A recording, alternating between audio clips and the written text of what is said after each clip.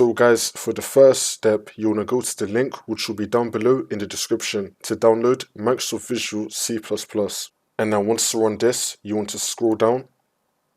There's going to be two downloads, one for x86 and one for x64. You want to download both of them. So you want to click on both of them. And then now we're going to start downloading.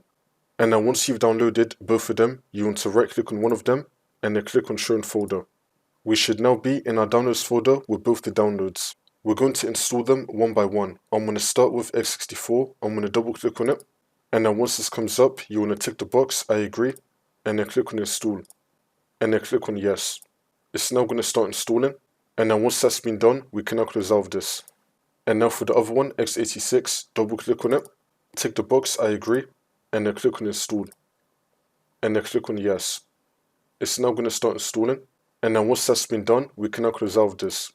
Now for the last step, you want to restart your computer. And then the problem should be fixed.